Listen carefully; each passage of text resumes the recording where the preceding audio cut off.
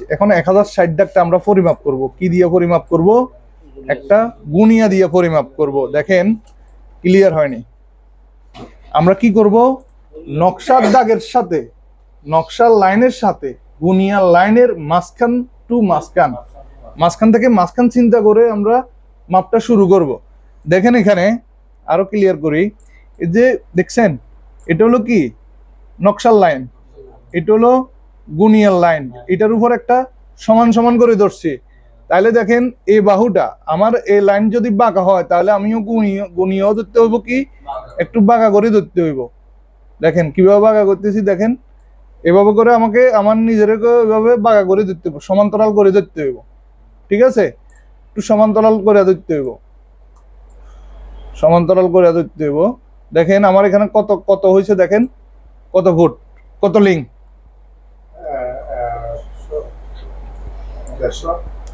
150 থেকে মনে হয় যে সামান্য একটু কম আছে, যে 150 হালকা পার হয়েছে। এক লিং বাদ দিয়া দেন। আগে আপনারা ইয়ে করেন, এই 1060 দাগটা আপনারা আগে ড্রয়িং করেন, বড় করে ড্রয়িং করেন। হাজার কত 60, 1060 দাগটা আপনারা বড় করে ড্রয়িং করেন, একটু ড্রয়িং করেন।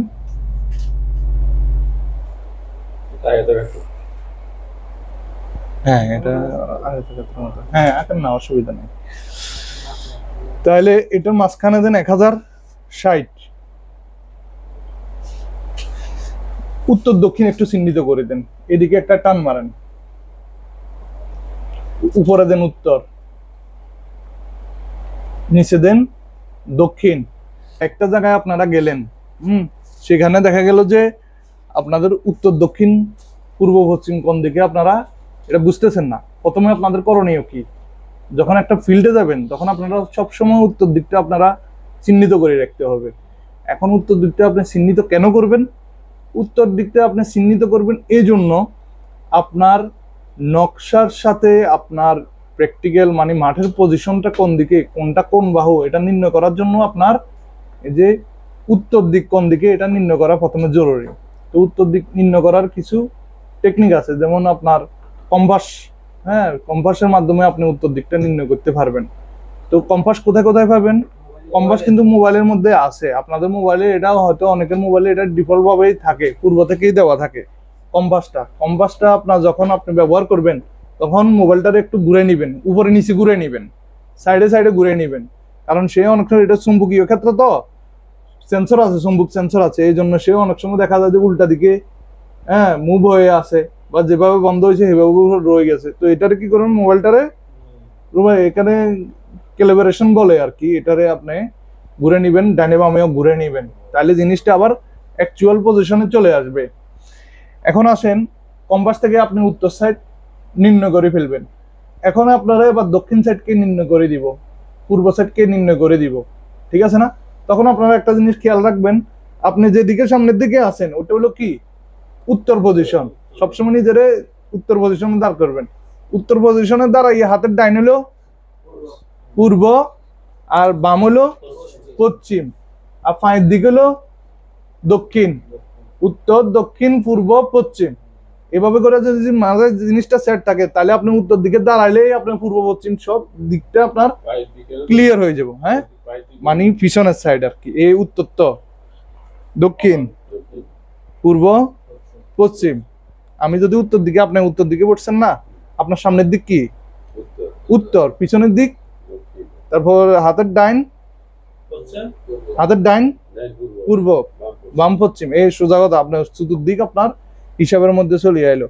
তাহলে আমি পড়ছি আমি আপনাদের অপোজিটে, নকশা কিন্তু আমার ওই দিকেই আছে, উত্তর দিকে, মানে আমার নকশা এখন দক্ষিণ দিকে আছে, কিন্তু আমি এটার উত্তর মনে করব, কারণ আমার মাথা কোন দিকে, নকশা আমার সামনাসামনি। সবসময় নকশা আবার উত্তর দক্ষিণ কিভাবে ঠিক করবেন? নকশার মধ্যে কিন্তু নকশার মধ্যে কিন্তু আপনার ইয়া আছে, শিরোনাম আছে, শিরোনাম যে দিক থেকে শুরু হয় ওই দিক হলো উত্তর দিক। হ্যাঁ শিরোনামের সাইড মানে যে দিক থেকে শিরোনাম লেখা হয় এদিক হলো উত্তর দিক। না না না এদিক না, এই উপর থেকে লেখা হয়েছে না, মানে উপরের সাইড। আপনি এভাবে লিখলে তো লেখা উল্টা হবে, ঠিক আছে, সবসময় শিরোনাম এদিক করি, মানে এটার উপরের সাইডে রাখিয়ে তো লেখা হয়েছে, তার মানে এটা উত্তর। আর এখানে আপনার এখান দিয়ে আপনার নির্দেশ করতেছে এটা উত্তর। ঠিক আছে, তাহলে নকশার মধ্যে কিন্তু এটা অলরেডি দেখা যায় উপরের সাইডে উত্তর, মানে উপরের মানে কি আপ সাইডের, সামনের দিকটা হলো উত্তর। আচ্ছা ঠিক আছে, তাহলে এখন আমরা উত্তর দক্ষিণও বাইর করে ফেললাম। এখন আসা যাক, এই যে এইটা উত্তর দক্ষিণ, এটা দেওয়ার কারণ কি এটা বলছি। এখন 1060 দাগটা আমরা পরিমাপ করব, কি দিয়ে পরিমাপ করব? একটা গুণিয়া দিয়ে পরিমাপ করব। দেখেন ক্লিয়ার হয়নি। আমরা কি করব, নকশার দাগের সাথে, নকশার লাইনের সাথে গুণিয়া লাইনের মাঝখান টু মাঝখান, মাঝখান থেকে মাঝখান চিন্তা করে আমরা মাপটা শুরু করব। দেখেন এখানে আরো ক্লিয়ার করি, এই যে দেখছেন এটা হলো কি নকশার লাইন, এটা হলো গুণিয়ার লাইন, এটার উপর একটা সমান সমান করে ধরছি। তাহলে দেখেন এই বাহুটা আমার এই লাইন যদি বাঁকা হয় তাহলে আমিও গুণিয়াও ধরতে হইব, কি একটু বাঁকা করে ধরতে হইব। দেখেন কিভাবে বাঁকা করতেছি, দেখেন এভাবে করে আমাকে আমার নিজের এভাবে বাঁকা করে ধরতে হইব, সমান্তরাল করে ধরতে হইব। ঠিক আছে, একটু সমান্তরাল করে ধরতে হইব, সমান্তরাল করে ধরতে হইব। দেখেন আমার এখানে কত কত হয়েছে, দেখেন কত ফুট, কত লিঙ্ক,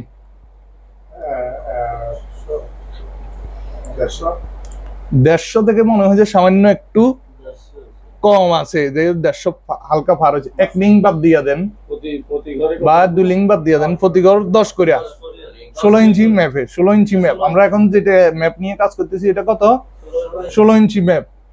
ম্যাপ হলো 4 রকমের, একটা 16 ইঞ্চি, 32 ইঞ্চি, 64 ইঞ্চি।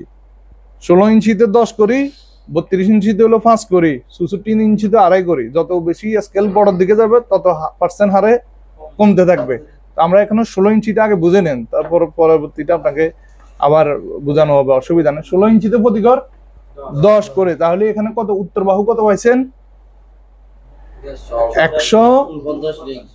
149 লিঙ্ক। লেখেন উত্তর বাহু পাইছেন 149 লিঙ্ক, প্রতি ঘর 10 করি, তো সামান্য একটু কমের কারণে 1 লিঙ্ক 2 লিঙ্ক কমাই দিতে পারেন। হ্যাঁ 148 লিঙ্ক। হ্যাঁ উত্তর বাহু দিছেন না, এখান দিয়ে লিখতে হবে, এখান দিয়ে। হ্যাঁ এটা তো 150 আসতেছে, 48 ওই যে সামান্য একটু কম আছে তো, দেখেন এই দেখেন, এটা আইডিয়ার উপর, এটা আইডিয়ার উপর। 1 লিঙ্ক 2 লিঙ্ক আমরা কত লিঙ্ক কম ধরবেন, এটা হলো আপনার চোখের আইডিয়ার উপর। এই দেখেন আমার কাছে মনে হইতেছে যে এখানে 2 লিঙ্ক কম হবে বা 1 লিঙ্ক কম হবে, এটা তো গুনিয়ে দিতে 10 হিসাব, তো এখানে ডিটারমাইন করে বলা সম্ভব না। তার মানে আপনি 49 হলে আপনি 49 ধরেন, কোনো অসুবিধা নেই। আপনার রিড দেখেন, আরেকজনের সাথে কম্পেয়ার করবেন, প্রয়োজনে দুইজনে মিলিয়ে অ্যাডজাস্টমেন্ট করবেন। কারণ এক আমিনের রিডিং তো আরেক আমিনের লগে 100% মিলবে না, অর্থাৎ 80% মিলবে, 90% মিলবে, 99% মিলবে।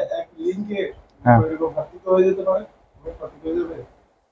সামান্য পয়েন্টে কিছু হালকা ব্যবধান হয়। আচ্ছা আমরা আগে মানে একজাটকা আলোচনা করে ফেলি, তারপর এবার আপনাদের প্রশ্নগুলো করলে আমরা ধারাবাহিকভাবে উত্তর দিব। তাহলে উত্তর বাহু পাইছি কেমন। তাহলে এখন আমি আবার বলতেছি, আমরা যে পদ্ধতিতে মাপতেছি এটা হলো কি গড় পদ্ধতি। বেশিরভাগ ক্ষেত্রে গ্রাম অঞ্চলে বলেন, এভরিওয়ার বলেন, গড় পদ্ধতি মাপে। তারপর আমরা হেরন্সের সূত্র আপনাদের শিখাইছি, হেরন্সের বিষয়টাও আলোচনা করব, ত্রিকোণমিতিক পদ্ধতিও শিখাইছি, ত্রিকোণমিতিক পদ্ধতিও আলোচনা করব। তবে আমাদের আলোচনার সুবিধার্থে আমরা সবসময় গড় পদ্ধতিতে আপনাদের সংক্ষেপে আলোচনা করি। কারণ আপনি যদি গড় পদ্ধতি বুঝেন, তারপর আপনি জ্যামিতিক পদ্ধতি বুঝবেন, তারপর আপনি ত্রিকোণমিতিক পদ্ধতি বুঝবেন। আপনাকে হঠাৎ করেই আপনাকে একদম টপ লেভেলে ত্রিকোণমিতিক শেখানোর কোনো দরকার নেই, প্রথমে আপনি আস্তে আস্তে বেসিক থেকে যাইতে হবে। তার মানে কি উত্তর বাহু পাইছি 148। এবার দেখেন দক্ষিণ বাহু কত পাইছি, দেখেন তো একটু, দেখেন তো 145 হয়নি, একটু লেখেন লেখেন লেখেন, হাত মানে গোটা করবে কোনো সুযোগ নাই, হাতটা মানে কলমের উপর রাখতে হবে। এই যে 100 ঠিক আছে, 50 100 আর 50-এর মাঝামাঝিতে গেছে, 40-এর পরে 50-এর মাঝামাঝিতে, দেখছেন 145 গেল না এটা। এই দেখেন আরেকটা মাপ নেন, আরেকটা মাপ নেন,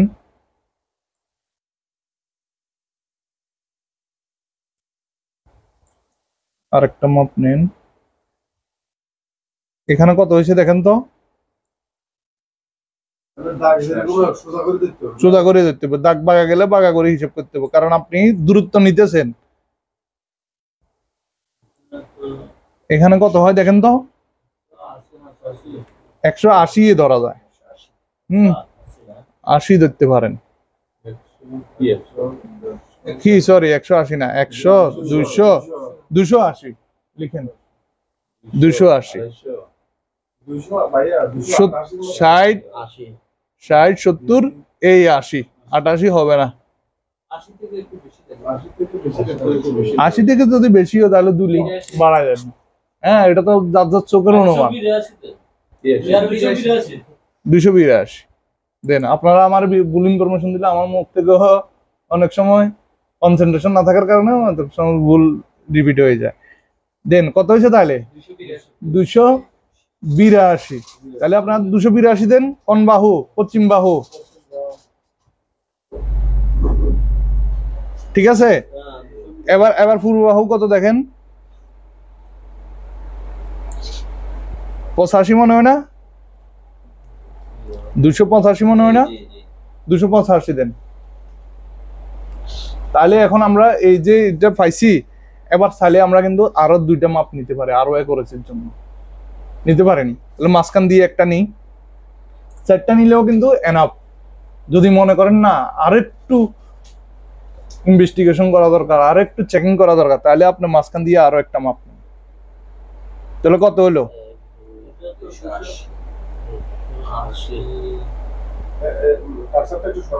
হ্যাঁ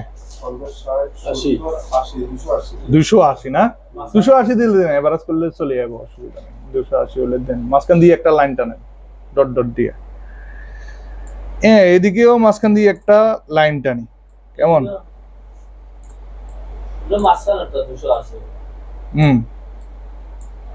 এদিকেও একটা লাইন টানি, কেমন?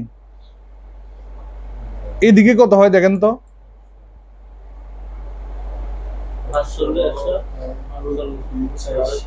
45-46 হবে।